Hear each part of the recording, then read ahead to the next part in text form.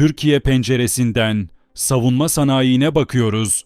Bu kanalda gelişmeleri yüzeyden değil, bağlamı, etkisi ve dengesiyle ele alıyoruz. Burası son kale, son hat, son denge. Savunma sanayi çoğu zaman tek tek projeler, platformlar ya da sistemler üzerinden değerlendirilir. Yeni bir araç geliştirildiğinde ya da yeni bir teknoloji kamuoyuna yansıdığında bu gelişme genellikle büyük atılım olarak tanımlanır. Ancak savunma sanayinde gerçek kırılmalar çoğu zaman tek bir ürünle değil, zihniyet ve yaklaşım değişimiyle ortaya çıkar. Türkiye'nin savunma sanayinde aştığı en kritik teknolojik eşik de tam olarak bu noktada anlam kazanır. Bu eşik yalnızca daha gelişmiş bir sistem üretmek değildir. Asıl eşik, savunma sanayini parça parça projelerden oluşan bir yapıdan bütüncül ve entegre bir mimariye taşıyabilmektir. Çünkü modern güvenlik ortamında belirleyici olan unsur, tek bir sistemin ne kadar güçlü olduğu değil, sistemlerin birlikte nasıl çalışabildiğidir. Geleneksel savunma anlayışında başarı, çoğu zaman platform sayısı ya da teknik üstünlük üzerinden tanımlanırdı. Daha hızlı, daha güçlü ya da daha uzun menzilli sistemler üretmek, caydırıcılığın temel göstergesi olarak görülürdü. Ancak günümüzde bu yaklaşım tek başına yeterli değildir. Çünkü modern tehditler doğrusal ve öngörülebilir değildir. Çok boyutlu, eş zamanlı ve hızla değişen bir güvenlik ortamı söz konusudur.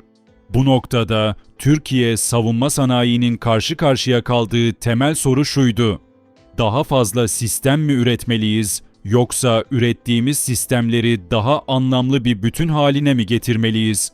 Aşılan kritik teknolojik eşik bu soruya verilen cevaptır.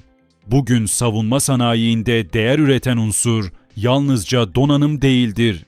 Sensörlerden elde edilen verinin nasıl işlendiği, bu verinin karar mekanizmalarına ne kadar hızlı aktarıldığı ve farklı platformlar arasında nasıl paylaşıldığı asıl farkı yaratır. Yani teknolojik eşik, donanımdan çok entegrasyon ve karar mimarisiyle ilgilidir. Bir radarın hedef tespit etmesi tek başına yeterli değildir.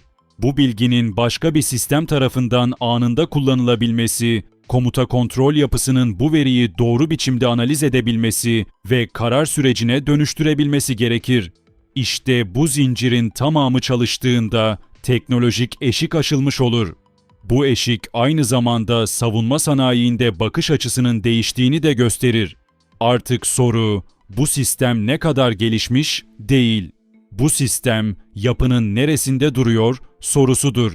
Bu değişim, savunma sanayinde olgunluk seviyesinin yükseldiğinin önemli bir göstergesidir.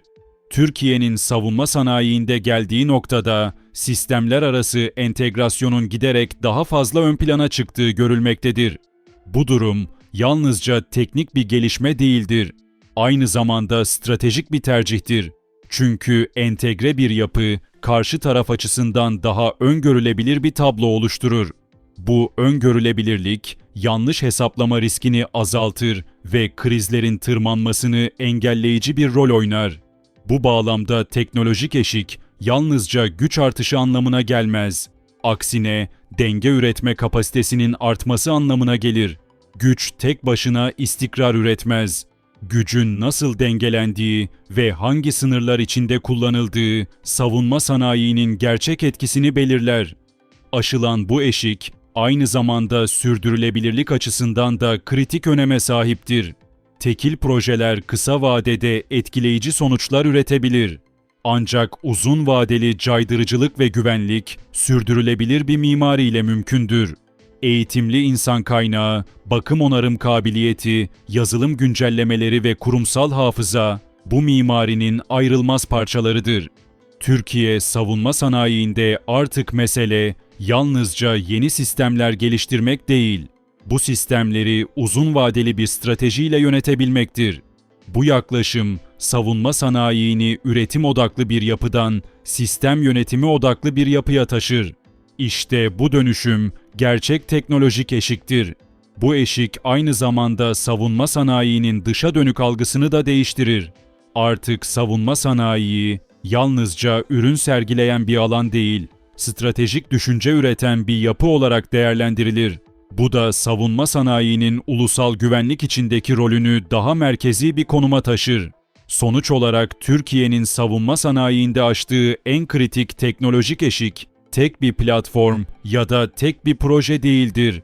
Bu eşik, savunma sanayini parçalı bir yapıdan bütüncül bir mimariye taşıyabilme kapasitesidir. Bu kapasite, yalnızca bugünün değil, geleceğin güvenlik ortamını da şekillendirecek stratejik bir kazanımdır. Burası son kale, son hat, son denge.